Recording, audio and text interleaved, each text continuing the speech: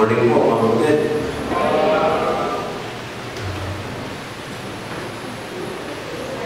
Gusto po natin congratulate na natin po yung volleyball team na girls. May nga natin mga volleyball team na parang yung nagpapapili. Kayo nga yan yung volleyball team. Tayo. Ayan, sige po. 1, 2, 3, 4, 5. So 5 and 6. Sila po ang nanalo po na first runner-up. Lapakan mo natin. Amen. Siyempre, gusto natin recognize si Pedro. Doon na na-recognize na kanina siya. Natayo pa mga ulit. Kapatid po siya ni Sister Olin. Siya po ay magkagawa din ng Panginoon. Ang royal blood din po yan. Ilocano. Amen. Praise the Lord. So, title po ng aking message ngayon, kasi malungkot ako, ang title, Rejoice in the Lord.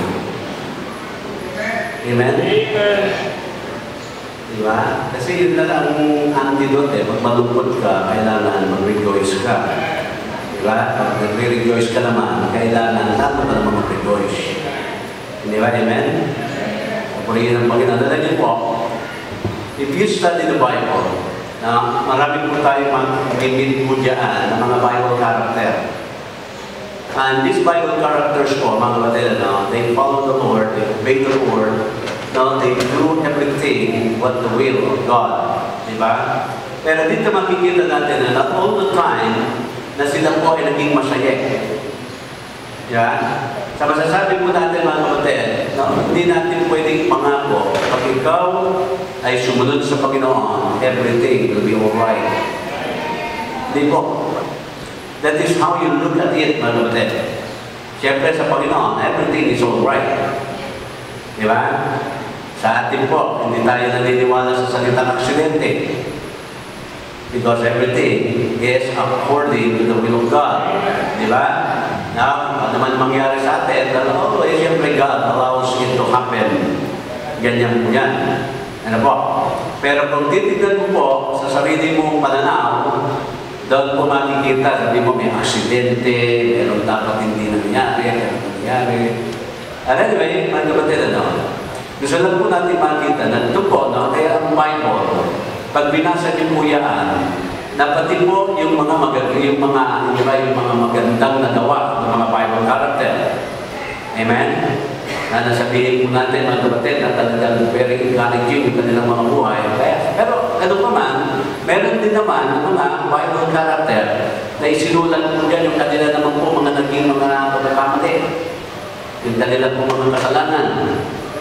Diba? Kaya kung titignan niyo po na a very good example ng Bible character na wala pong negative na anong paman na inaisulat tungkol po sa kanya, yan po yung iba, hindi po si Joseph the dreamer. Amen? Nakita po natin si Apostle Peter na 3 times he denied the Lord. Diba? Amen? Nakita natin si Barnabas and Paul na ito po mga ito nag-away dahil po sa suporta sa isang mananampalataya.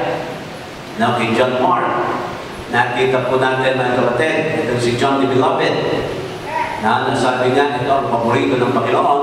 Pero sabi nga, na wala pong paborito ang Panginoon, sapagkat lahat ng anak ng Diyos paborito niya, meron lang po mga intimates ang ating Panginoon, yung malapit talaga sa kanyang puso.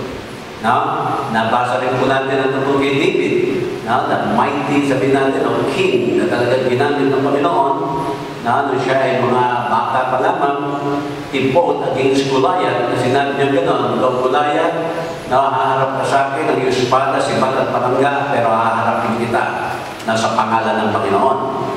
At dito, makita natin, David was a hero. Diba, naging hero po siya ng nation Israel. Na walang gustong tumaban dito po kay Goliath, naroon po si Haring David. Ano po? Pero there was a time, at yung hero po became a zero nung lang po siya nagkasalan kay Bathsheba. Di ba? So yung dating makita nating hero, naging zero lang po siya. But still, man kapatid, sabi nga, nanatili siya sa Panginoon at patuloy sa Panginoon, then later on, God gave him now the title, a man after God's own heart. Diba? So, sabihin po mga kapatid, sa buhay ng mga mananampalataya, lagi po yan, sa ganda lahat ng klaseng damdamin ay dapat po maranasan. Pag sinabi natin masaya tayo, o mayroong masayang tao, alam mo, nakaka-relate ka, kapag sabihin ng kasiyahan. Pag sinabi ko malungkot ka sa tao, dahil yun, di ba, makaka-relate ka rin na paano ang damdamin ng mga nagiging malungkot. Di ba, amen? Kaya gano'n pa man, na kapatid, pinapakita po sa atin ng ating Panginoon na there is always joy sa ating Panginoon. Amen? Kaya title po natin ngayon, Rejoice in the Lord. And I would like to request everybody to stand and let's open our Bible dito po sa 2 Corinthians chapter 11.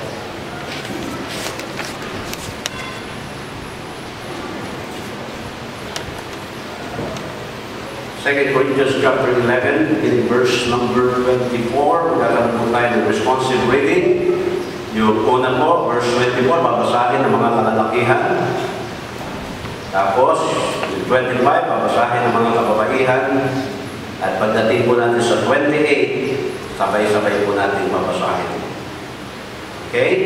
Kaya, beginning verse number 24, ready, and read.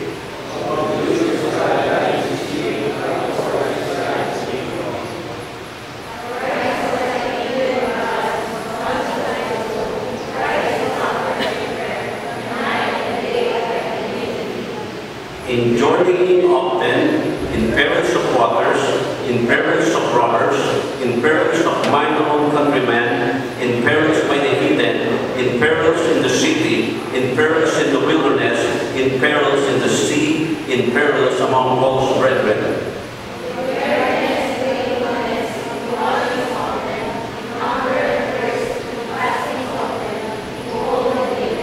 Altogether now, besides things that are without, that which cometh only daily, the care of all the churches. Tayo po, isang na. Mapagpala ng Diyos, salamat po. Pagkakabasa ng Panginoon, yung pong salita.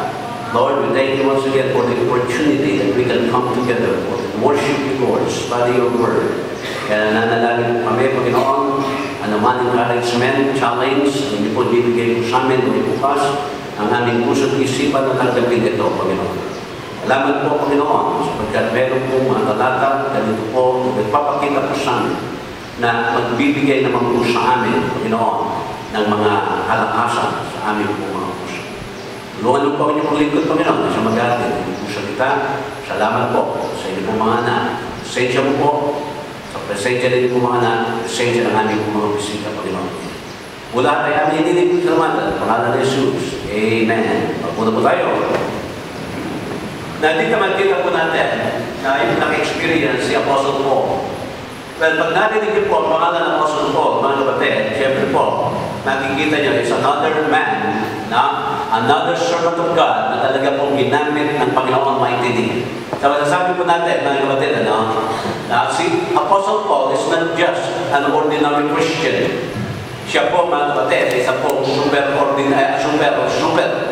na Christian po at servant ng ating Panginoon. Pero ganun pa man na si Paul, he will always consider himself na siya po ay prisoner of the Lord Jesus Christ. Diba? Nasa kanya pa rin po ang kababaang loob na sinasabi niya, ako ay sumusunod lamang sa utos ng ating Panginoon. Na yun po naman ang dapat, mga kapatid, yung ginagawa ng ating pong mga kapatiran. Ano po? Kaya si Paul, mga kapatid, experience serving the Lord. At dito po, makikita natin na kung meron po mga bad experiences na ng isang Kristiyano, yun na po, si Apostol Pablo. Makikita niyo po rito na nakaranas po siya 5 times. Sabi niya sa Jew. At 40, sabi niya, stripes, shake one. Sabi daw sa verse 24. Sabi mga kapatid, lahat ng sakit, lahat ng mga parusa, lahat mga kapatid ng hagupit. Pero yun, sabi dito, 40 stripes. Nasubukan nyo na bang mapalok, mga kapatid? na ito po ay 43 times sa mga Jews, sabi niya po gano'n. At hindi lamang po yan, mga kapatid, thrice I was beaten with rod. Tatlong beses, once I was stoned. Na hindi lang basta binato ng isang bato, mga kapatid, siya po ay binato na akala patay na po siya. Okay, hindi lang po yan. Sabi niya, thrice I suffered shipwreck. Alam niyo po mga kapatid, tingnan niya, nasubukan niyo na ba na yung sasakyan niyo po mag-breakdown in the middle of nowhere? Na ito po, 3 beses na yung kanyang barko na shipwreck po yan. Yan sabi po yan. Hindi lang yan. And night and day, I was being in the deep. Ano ba? Now, in journeying often, in perils of waters, in perils of robbers, in perils of mine own countrymen, in perils of the heathen, in perils of the city, in perils of wilderness, in perils of sea, in perils among false brethren. Sabihin ba kapatid all of these things na-experience po ni Paul. Diba? Diba napakalungkot mga kapatid na meron kang isang kaibigan and later on nakikita mo hindi pala siya tunay na kaibigan. Diba, amen? And there are people make promises. Tapos mga kapatid, nakikita mo, yung mga promises pala nila, hanggang promise lang pala. Diba? Yung mga ganun, mga kapatid, then, meron mga pagkakataon na nadidepress po tayo, we are disappointed, diba? Mga downhearted na po tayo, na talagang lahat na po siguro ng kalungkutan ay iyo nararanasan. Makita po natin sa lahat yan po, kay Apostol Pablo, yan po ay kanyang naranasan. Na maging sa kanya po pinagkakatiwalaan ng mga kapatiran, na sabi po dito sa Bible, mga false brethren, pala po yan. And even his countrymen, sabi nga doon sa Saudi, mga kapatid, ang nagsusuplok sa mga Kristyano doon, talaga po sino, mga kapwa Pilipino. Diba? Yung mga nagsusuplok sa mga mga kapwa kalahi, mga kapatid. Diba? Very discouraging po na kalagayan po yan. Amen? Diba? At hindi lamang po yan, naranasan din ni Apostol Pablo na siya po ay nagdiringkod sa Panginoon na wawalan po siya ng mga gamit dahil po sa mga magnanakaw. Kaya sabi niya, in perils of robbers. Amen? Sasabihin sabi, napakalungkot. Pero ganun pa man, mga kapatid, na alam natin, si Apostol Pablo was the one also who wrote the letter para po daw sa mga Kristiyano sa Pilipay. And nagkaroon po tayo ng mga aklat dito po sa Philippians. At tignan po natin mga kapatid, Philippians chapter 1. Tignan po natin yung mga sulat na ginawa ni Apostol Pablo. Na ito pong sulat na ito ay naisulat din when he was in prison. Okay, tignan niyo po chapter 1, verse number 4. Always, sabi niya, in every prayer of mine, for you all making requests, ano yun sa kasunod na salita? Making requests with joy. Amen? Making requests with joy. Lundag po tayo sa verse number 18. Verse 18. Okay. What then? Notwithstanding, every man, whether in pretense or in truth, Christ is preached, and I therein do rejoice, yea, and will rejoice. Alam niyo po paano naging senaryo po dito? Meron po mga nangangaral sa pangalan ni Kristo, yung nga lang, dinidiscredit nila itong si Apostol Pablo. Sinisira nila ang pagkatao ni Apostol Pablo habang kanilang pinapangaral si Kristo. Pero ano ang sabi lang ni Apostol Pablo dito? Ang sabi niya lamang, mga kapatid, di ba? I therein do rejoice, yea, and will rejoice. Amen? Na kahit ano pa ang sabihin niya, sabi niya, magre-rejoice pa rin ako. Chapter 2, verse number 2, Philippians pa rin, mga kapatid, na fulfill ye my joy. At sabi niya, that ye be like-minded, having the same love, being of one accord and of one mind. Na, ano pa na naman na sinabi po, na salita ni Apostol Pablo dito, na fill ye my joy. Amen? Na, landag naman po tayo sa verse number 16 ng chapter 2. Ano pa sabi niya? Holding forth may rejoice in the day of Christ, that I have not run in vain, neither labored in vain. Amen? Sa ibig sabihin, sinasabi pa rin ni Apostol Pablo po dito sa atin na, I may rejoice in the day of Christ. Ibig sabihin, lahat ng ginawa niya, lahat ng desisyon, lahat ng klaseng paglilingkod na ginawa ni Apostol Pablo para sa Panginoon, lahat yan ay hindi po nabaliwala sa Panginoon. Amen? Kasi meron mga pagkakataon, we really wanted to, para serve the Lord, pero minsan nakabang tayo sa pagpupuri ng kapwa natin. Diba? Pag hindi mo na-recognize yung ginawa mo, then, diba, slowly, kunti-kunti, na-offend ka na po. Diba? Amen? Bakit tayo ma-offend? We are not serving people, we are serving the Lord, diba? Oh, kahit hindi nila mapansin yung labor na ginawa mo, as long na yan po ay nilalagay ng Panginoon sa ating mong credit sa langit, at pagdating natin po yan po ay magibigyan ng reward, then, palaging po, tama na po sa atin yan eh. Pero sinasabi nga dito ni Apostol Pablo, sabi nga gano'n, that I may rejoice in the day of Christ, that I have not run in vain, neither labor in vain. Ano pa rin po yung word na joy, rejoice. Chapter 3, verse number 3. Chapter 3, verse 3. Ano sabi niya? For we are the circumcision which worship God in the Spirit and rejoice in Christ Jesus and have no confidence in the flesh. Amen? Nabasa na naman po natin yung salita, ano po dyan? Rejoice in Christ.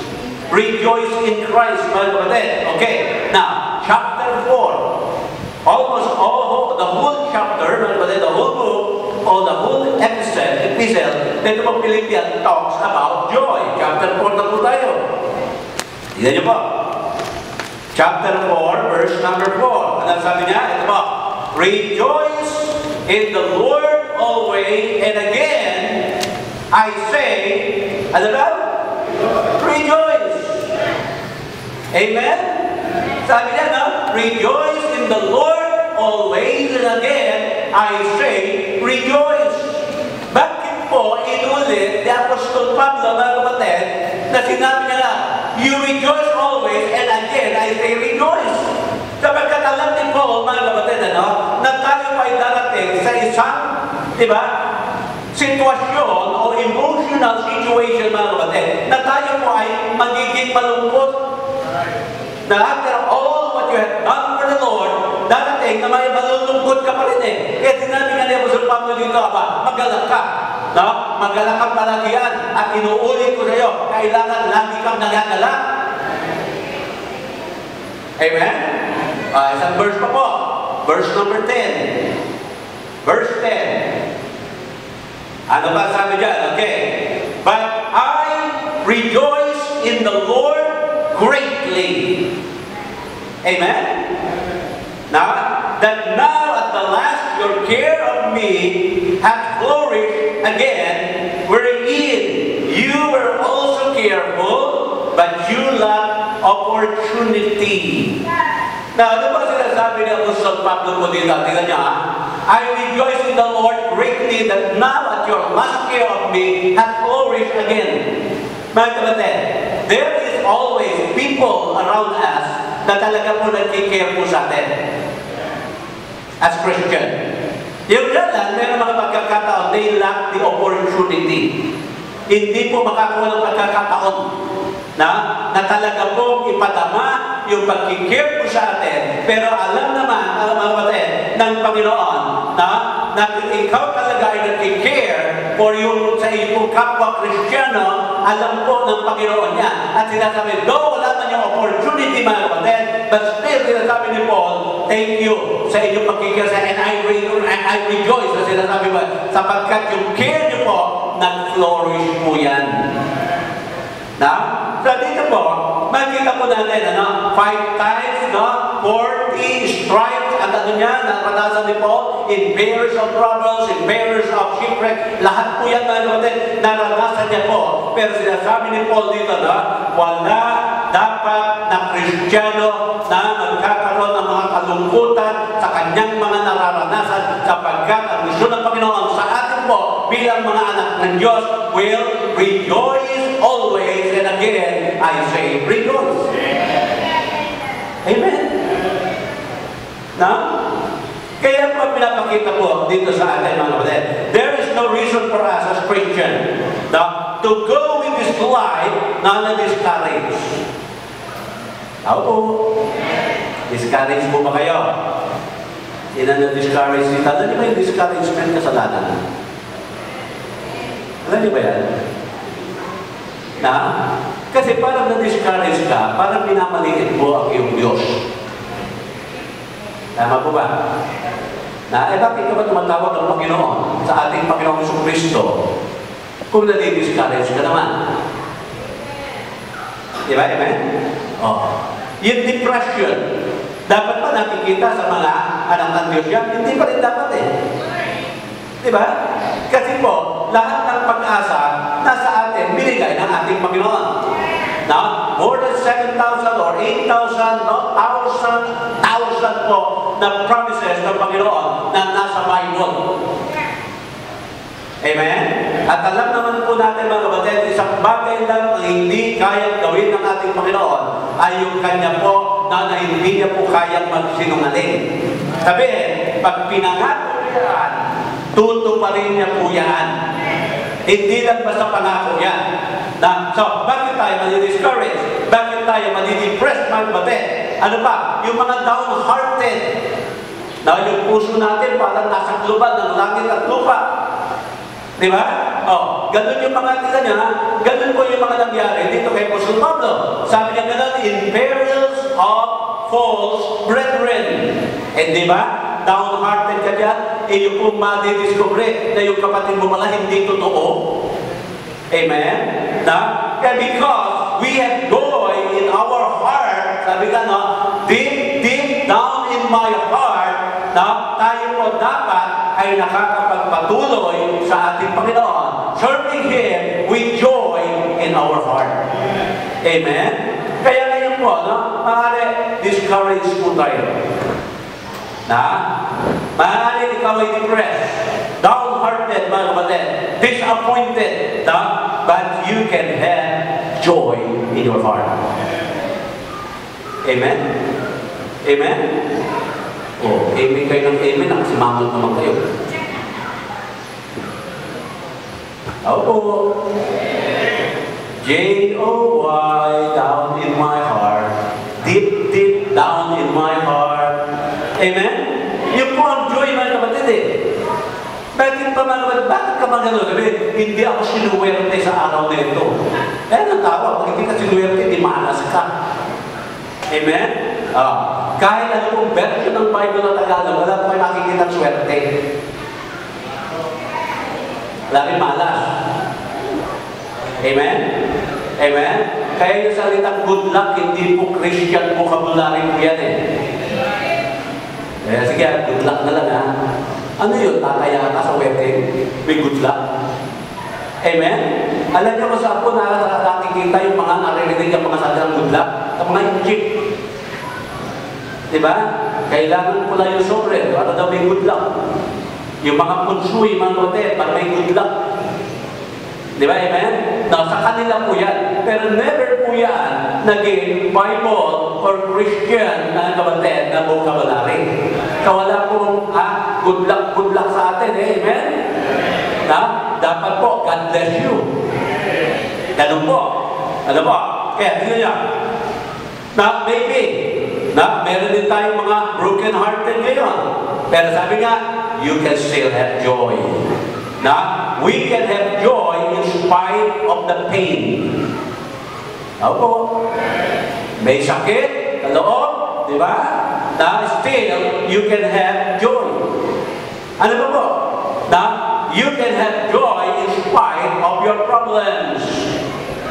Opo. Di ba? Meron kang joy sa kabila na napakabigat ng iyong problema. Meron po member yung pasay ng araw, pangalan niya si Sister Rose. Siya po stage 4, ewan ko kung breast cancer, basta cancer po yan, mga kapatid. At medyo po yung kanyang yung kalagayan niya, parang nagpa-fluctuate na po. Minsan maayos pag-iisip niya, minsan nawawala na. And we were able, mga kapatid, to visit ito pong Sister Rose na ito. Nakakausap pa namin. Ano niya, sabi nga, Pastor Bush, kamusta po kayo? Sabi ko, mabuti. Meron po ba kayong gusto niyong ipag-pray ko? Meron niyo po, no?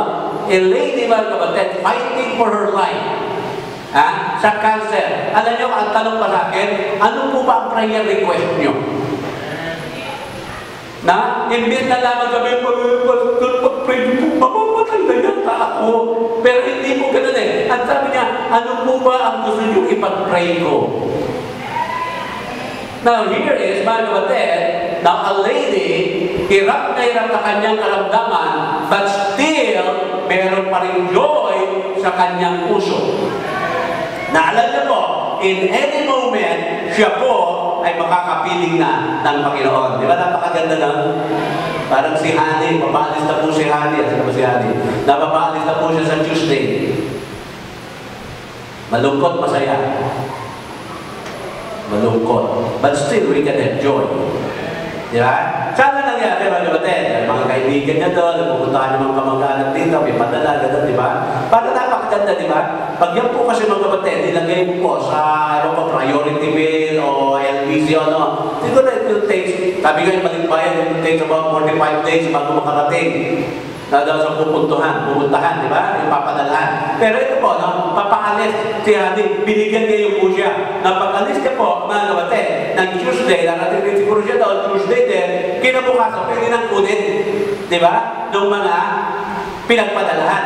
O pwede niya nang ihatid sa mga pinagpadalahan, di ba? Para napakaganda, mga kapatid, magbili sa isang mananampalataya na mamamatay na. At sabihin, Pastor, ano po ba yung prayer request niyo? Ano po ba yung gusto niyo ipahatid ko sa Panginoon? Pero di ba, pag namatay niya, mamaya, nandoon ang agad eh. Di ba, amen? Kaya pag meron po mamamatay na Kristiyano, bisitahin nila. Sabihin nila, kapatid, pwede ba pakisabi sa Panginoon dito? Di ba? At doon ka express, di ba, amen? Kaya sabihin na kapatid, parang ikaw po yung meron kang agony na may sakit ka, di ba? Minsan na pag may mga sakit ka, mamamatay na, mamamatay. Bakit ka umiiyak kung mamamatay ka na kung ikaw ay may katiyakan ng langit?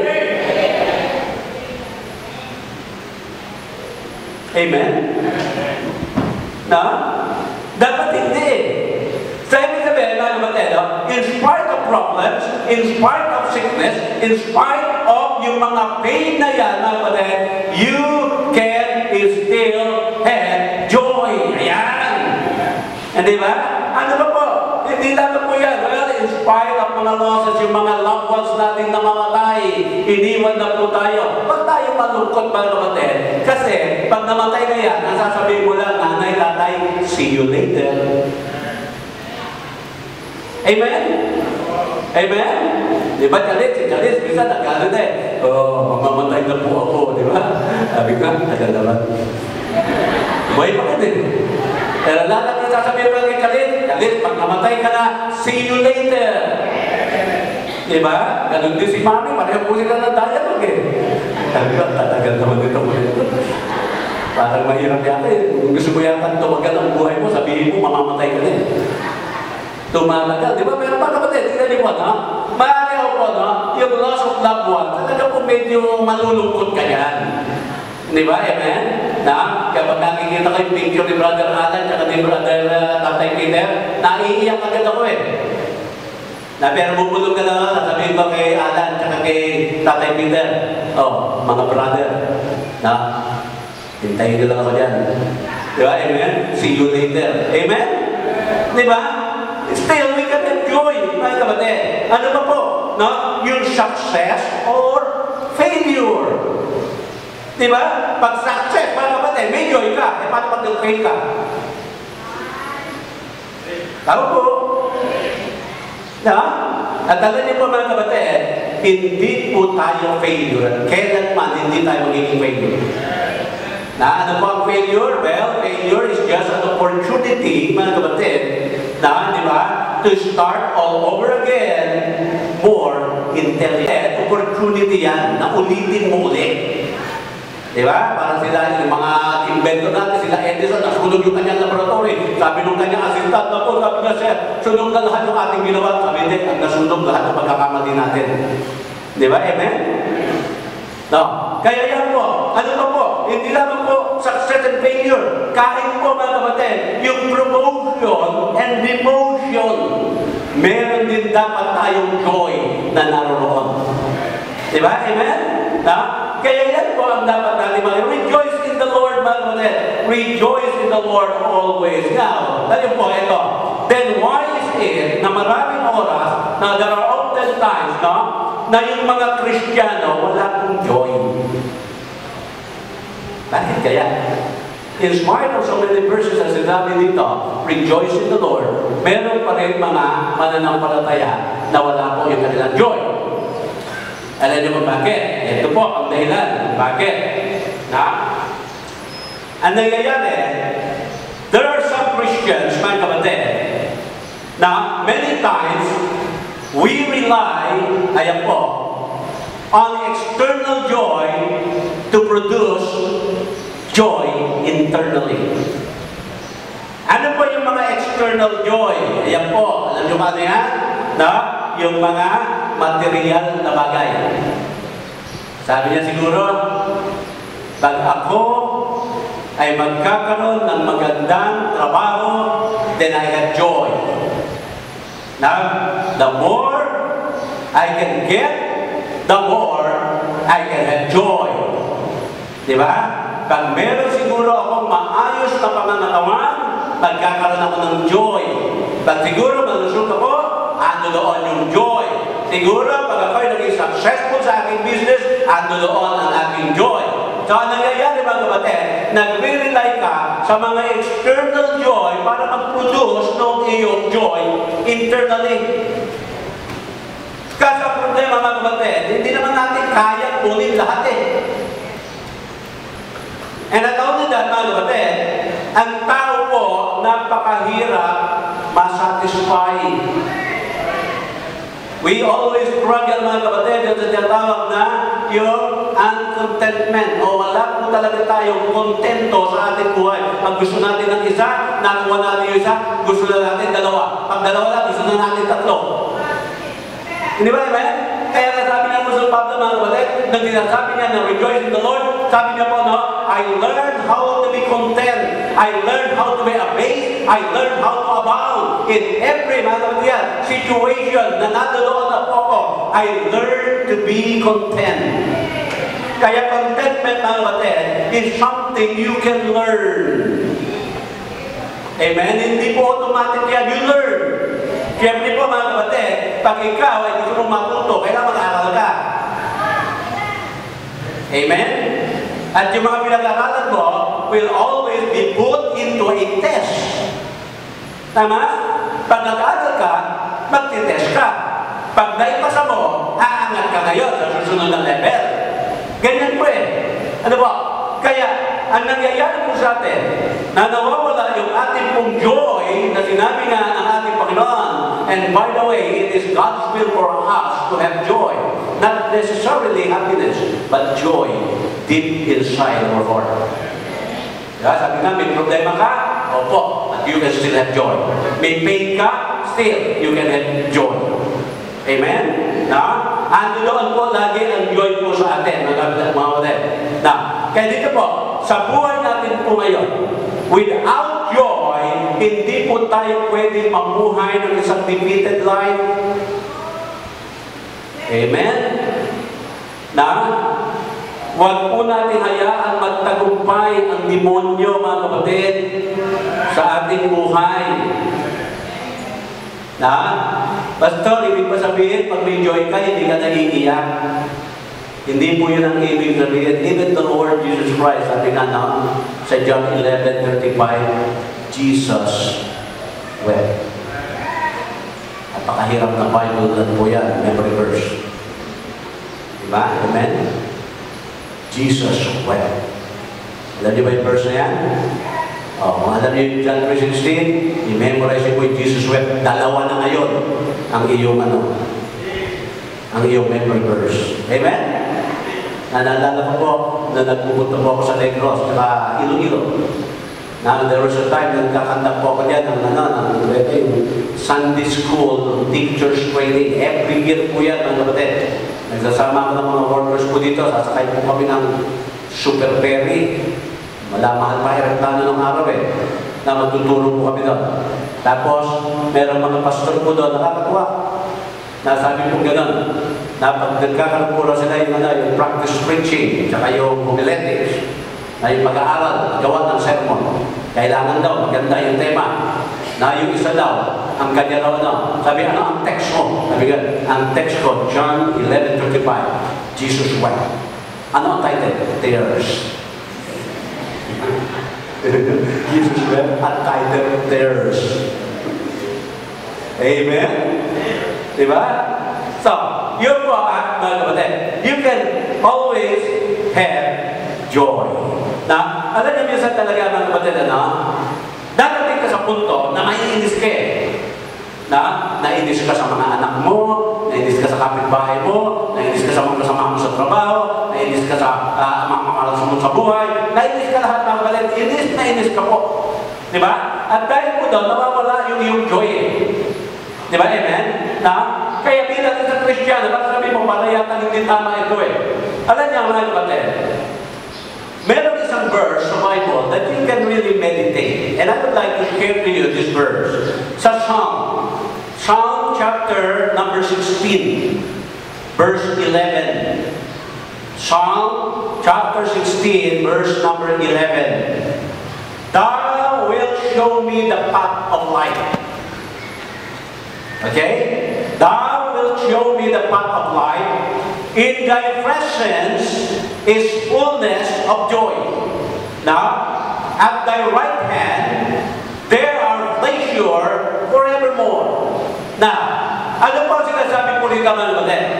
Na, if we want to learn the path of life, na, dapat po ang Kristiyano yung path of life natin is joy. Mga kapatid, we can have joy in spite of every situation or condition na meron po tayo. Ando doon, lagi dapat ang joy. Mga kapatid, so it is God's will for Christian to have joy. Amen? No? So hindi po tayo ngayon kumiti ka. Dapat may joy ka mga kapatid. Tingnan yung mga smile nyo. Smile. Na? Haluan nyo na rin ng smell. Amen? Diba? Okay. Yun po yung path of life Now, sinasabi po dito, in thy presence is fullness of joy. Sa madaling sabi mga kapatid, ito po. Now, the very reason why we lost our joy, alam niyo kung bakit? Baka wala tayo sa presence ng Panginoon. Amen? Na? Nalalayo tayo sa Panginoon.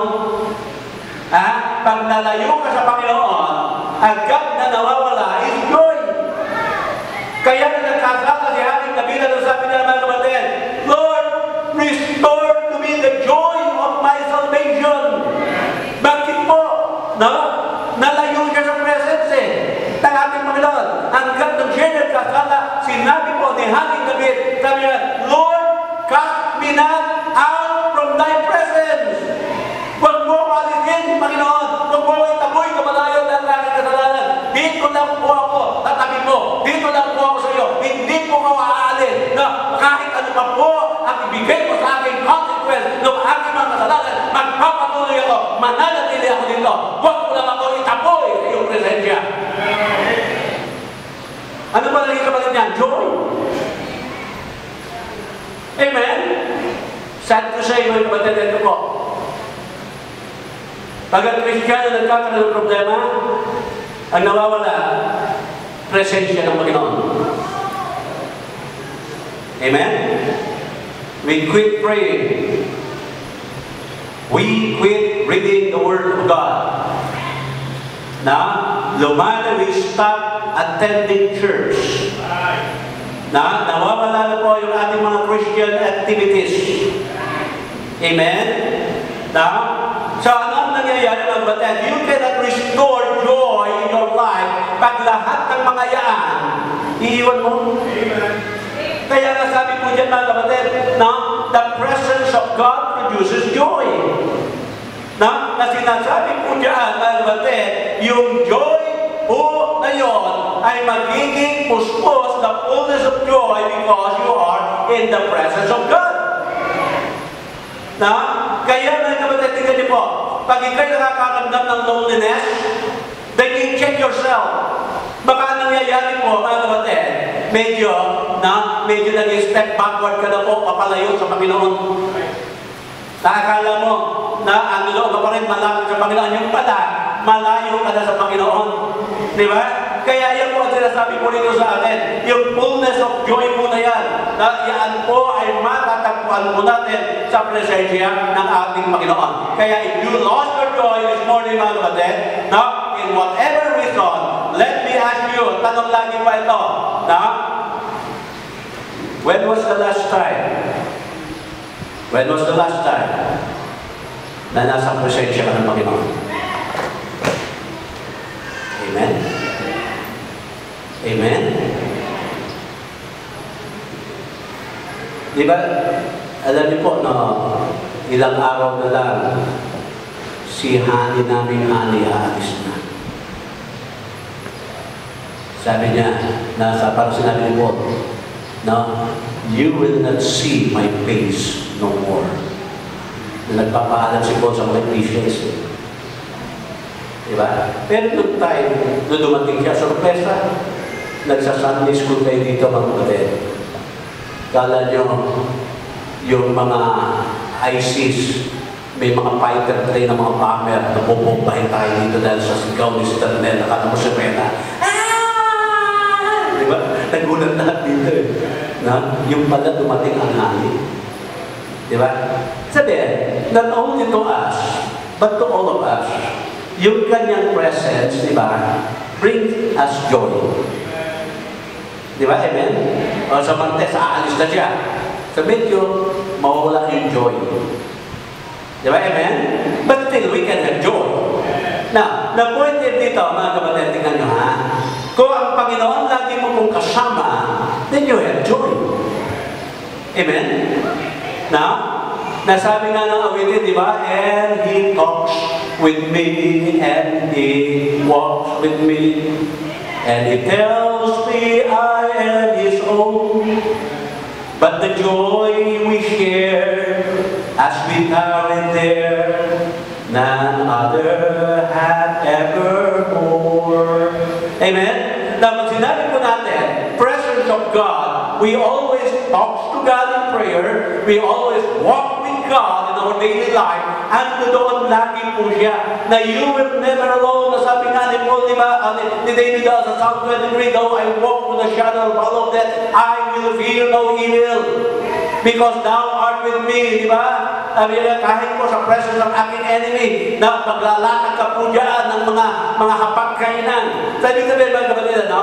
The presence of God always brings joy, or the fullness of joy in the life of every Christian. Amen? Totoo po, there are times we become sad. Na, hindi naman tayo Superman. Na meron po tayong emotion, mga kapatid. Na yung emotion po na yan, na nakakaramdaman po tayo ng iba't ibang klase na daramdamin. Na you can feel sometimes you are happy, mga kapatid, then you are sad, you are lonely, but you can still have joy. Amen? Kaya yun po, ang nakita po natin na. Pag sinabi kong presence na, nakikita ko po, no? Alam ko po sa ating mga members, we have gone through so many trials sa ating buhay. Amen? Diba? Nakita ko po, nakwento po sa akin yung pag-aalala ni Nanay Unor nung na-hospital si Mulin. Alagalan po pumilit, takit niyo ako sa hospital, takit niyo ako sa para makita ko yung apo. Diba? Amen? Na? Yung mga ganun mga kapatid. Diba? Amen? Yung mga iba naman, dali niyo sa hospital yan, dali niyo sa hospital. Sabihin niyo sa hospital, may tuluyan na yan. Para hindi ko na makita yan. Kaya mamagalan din. Diba? Amen? Sabi, dito po, na, we have gone through so many trials, di ba? Yung mga sakit ng hinanay ka, ng loob, kapag na isa sa mga mahal sa buhay, ang pumanaw, di ba? sakit sa loob, mga kapatid, pag ikaw ay nagkakaroon ng problema sa trabaho. Yung mga ganyan, mga kapatid, di ba? Pero alam niyo po, nakita ko po sa atin, yung mga members po natin, that they really have gone for so many trials and testing of life, nandito pa rin sila. Kaya saludo po ako sa inyo. Amen? Na kayo po ang aking nagiging lakas magpatuloy. Dahil alam ko, pag ako po ay aatras, paano na kayo? Amen? Na sa ibig sabihin, mga kapatid, gusto ko pong maging malakas lagi para sa inyo. Amen? Yan po mga kapatid na sinasabi po dito, the presence of God is the fullness of our joy. Yan po. Kaya, huwag po tayo mag-rely on outside na mga sources po to produce the joy internally. Huwag po natingnan niyo po dito sa isang pang verse. Habakuk, chapter 3. Ito dapat ang pangalan nila kayo ng araw Habakuk. Sabi ko kay Del, nanganak ka na lalaki, ang pangalan Habakuk. Sabi ko naman yun, tutuksuhin niya ng mga kalaro niya. Kaya naman po gusto ko yung Habakuk. Dahil po gusto ko yung mga verse ng anak ko, yung mahirap bang matulakan. Kasi nung kumuha ko ng passport, yung Ricardo Cruz Garcia, siyam ang kapangalan. Hindi po ako bigyan ng passport, tsaka NBI clearance. Anong mga kaso? Rape, frustrated murder, physical injury, tax evasion, ill-gotten wealth. Pati sa ombudsman kumuha ko ng Kaya sabi ko na lamang, sa mga anak ko, kailangan unique. Kaya naging Hayden Home, naging Ivory Home, naging Malakay Jetro, naging Churchill Garcia. Yung Churchill naman po, nakukunan po yun sa tindera ng Dunkin Donut. Kumain ako ng Dunkin Donut, tinatapa po ko. Medyo maganda yung nag-serve. Po, sabi ko, maganda ito. Maganda rin yung pangalan. Pag nagkaanak ako, yan din ang pangalan. Churchill. Doon po, ang history niya.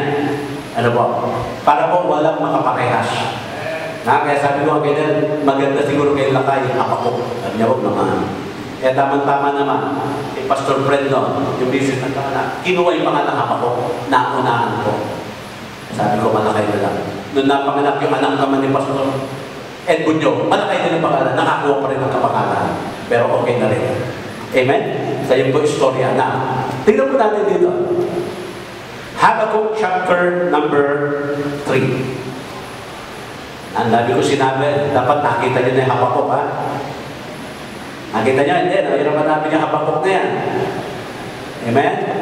Para madalian po kayo, dalawang paraan. Una, tignan nyo kagad sa table of content nyo kung nasan. Amen? Pangalawa, nasa pagitan po yan ng Genesis at Revelation. Nakikita nyo tiyak yan. Okay, chapter 3. Habakuk, chapter 3, verse number 17. Ano sabi? Although the fig tree shall not blossom, neither shall fruit be in the vines, the labor of the olive shall fail, the field shall yield no meat, the flock shall be cut off from the fold, there shall be no herd in the stalls. Yet I will rejoice in the Lord, I will joy in the God of my salvation. Ano ba sabi ni Habakuk? Kahit ang mga olive tree hindi mamunga, kahit walang karne na makukuha sa mga basulan, kahit walang mga material na bagay, sabi niya, kahit walang material na bagay, sabi niya dito, yet I will rejoice in the Lord, I will joy in God of my salvation. Ano ba sinasabi dito ni Habakuk, mga kapatid? Na hindi ko papayagan na yung internal joy ko manggagaling externally. Amen? Kaya hindi yung mga pangarap nyo, mga kapatid, hindi yung mga ambisyon natin, hindi po lahat na yan. Dapat panggagalingan ang ating po mga joy. Dapat ang joy po natin lagi po sa presensya ng ating Panginoon. Si Sinteria, ang pangarap po nito, makapasa ng board ng ano ba? Hindi lang basta makapasa, top notch yan. Siguro kung number 1 top notch yan, mga 0, 1 po siya, mas mataas sa lumagpas na. Di ba? Ang point po dito, mga kapatid, na paano ko inibigay ng Panginoon? Meron ba rin ba tayong joy? Dapat lang. Amen? Hindi po yun ang mag-aalit ng joy natin as long as we know that we are in the presence of God. Amen? Amen? Minsan kasi, para pagkat sabi nga, we aim too high. Kasi mga kapatid, hindi naman tayo naghahanda to reach yung ating goal na too high. Amen? Pero sabi ko nga rin when you set up your goal, always aim for the stars. Di ba? Amen? Hindi mo maabot yung bituin, at least lumagpas ka sa buwan. Tama? Amen? Pero ganun pa man, hindi dapat mawawala ang ating joy. Diba? Kaya in the presence of God, at sabihin po natin, there is the fullness of joy. Meron pa po dito, na pangalawang point na nilagay ko po dyan, mga kapatid. Nalagay ba yan? Ayan. Joy comes when we are in the garden with God. Pag sinabing garden, mga kapatid, tingnan po natin sa John chapter 5. John chapter 5.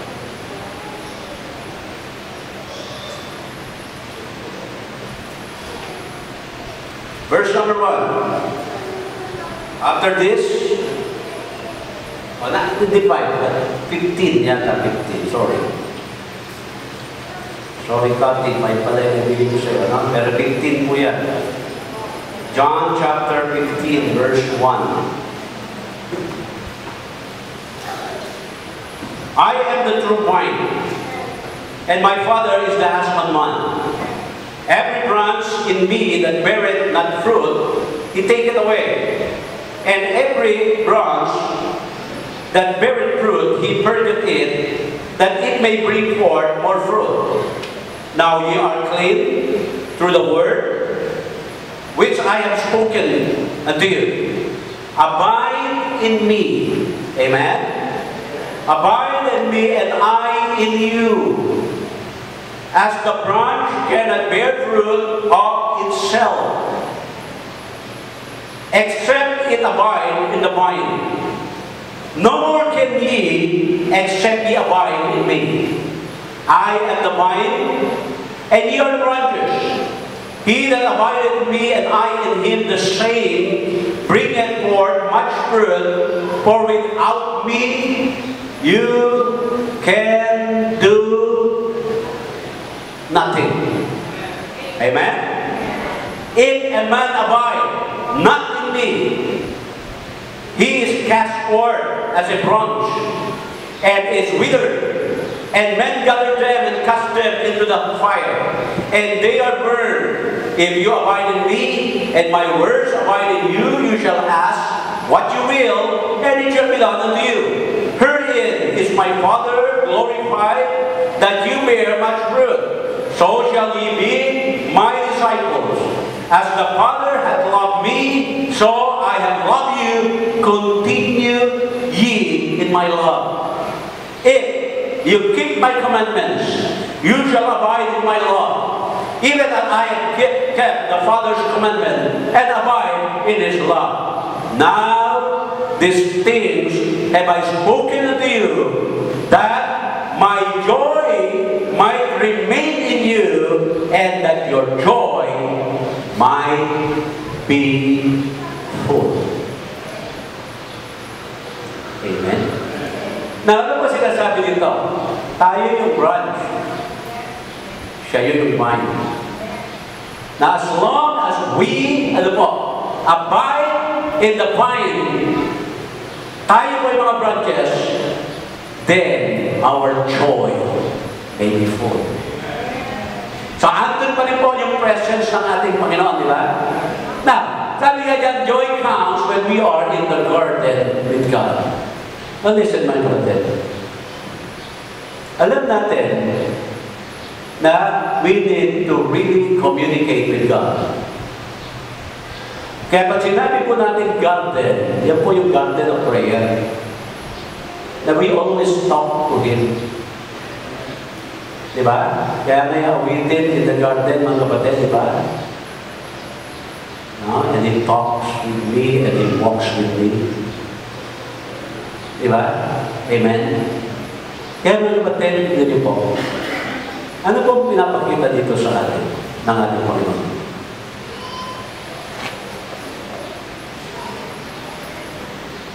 Philippians chapter 1, lipat po natin yan.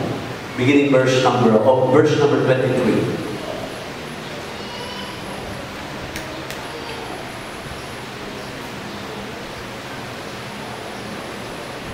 Philippians 1, for I am in a strait betwixt two, having to desire to depart and to be with Christ.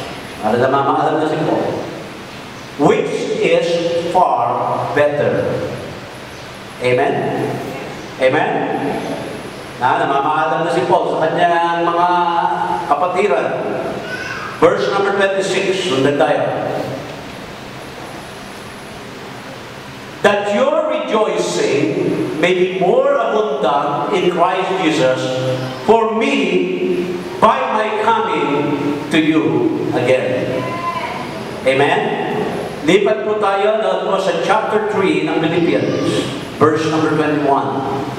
3:21. Ano sabi na po diyan?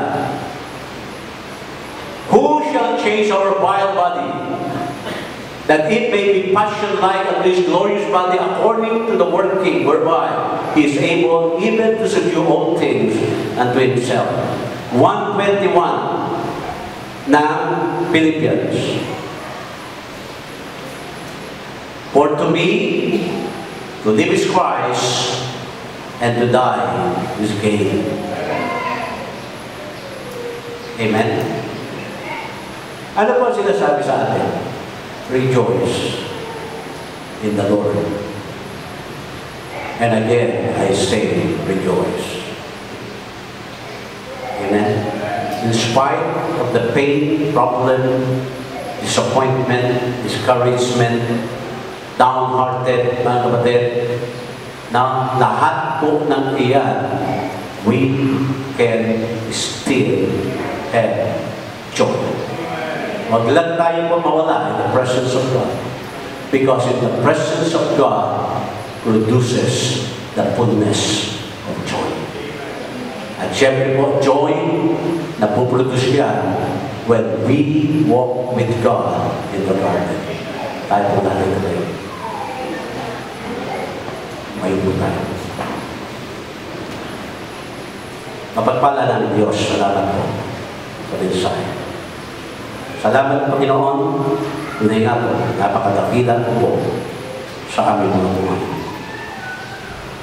Nakita mo naman, Panginoon, sa amin, na it is your will for us to have joy.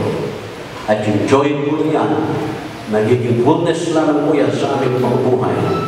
Pag kami nga po ay nalagyan sa inyong presensya.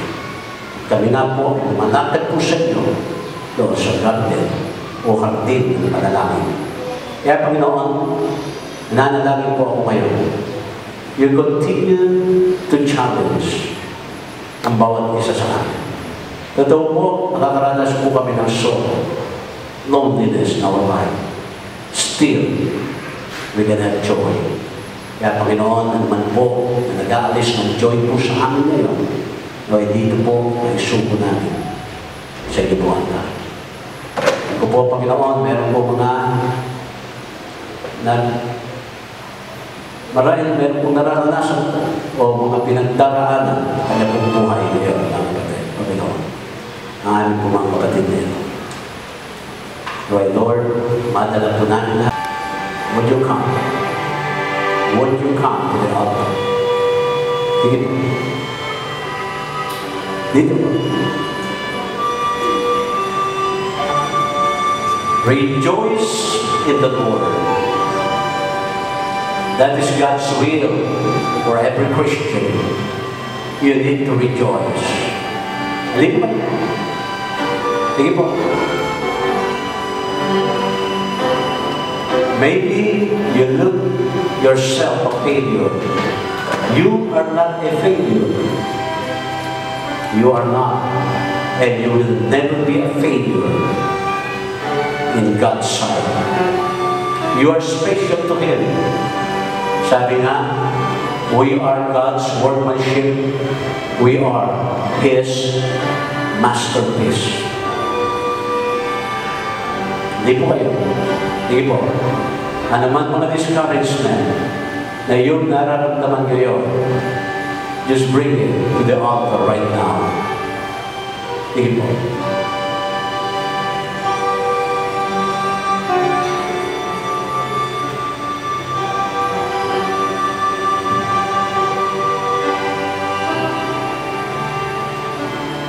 Be in the presence of God. For in His presence is the fullness of joy.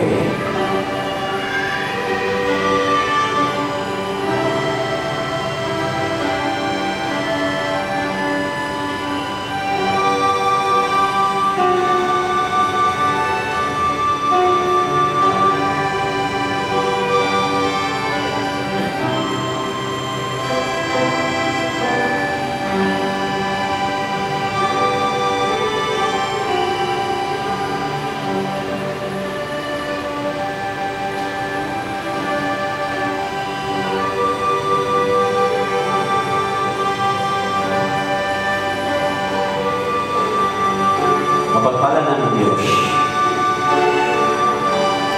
Sama-sama po kami sa inyo pong luplupan.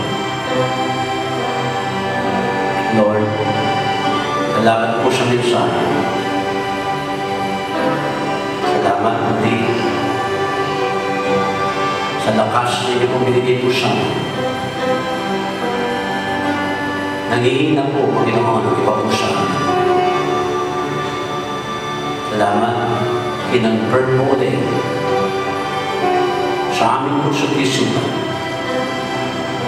na ang presensya mo po ay siyang magdudulot at bibigay sa amin ng joy. Sinabi mo nga, lagi po kami mag-rejoice. Gusto po ng Diablo, malungkot po kami. Gusto ng Diablo, maramdaman namin kami po ay talunan.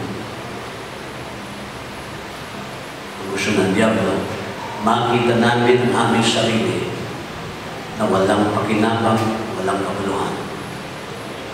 Pero alam namin, Panginoon, hindi mo kami ganyan na nakikita. Kami ay espesyal para sa iyo. Kami ang mga masterpiece, mga obra maestra. Kami po, Panginoon, ang iyong pong nilalaan na magbibigay sa inyo po ng kasiyahan, habang ang kasiyahan naman na nagagaling sa inyo ay nasa amin. Lord, hindi mo po ang manalangin ng bawat isa sa amin. Gamitin mo po kami, pantayan mo po kami, Panginoon, manatili kami sa inyo pong presensya. At sa paraiso, sa hardin ng panalangin namin po sa inyo. Lord, hingin mo po, dalangin mo po mga anak ko. Tugunan nila, amunin mo, kami po ay magpatuloy sa iyo. Puri ko po namin. Salamat po sa lahat. Po lahat ay aming inigin sa pangalan ni Jesus.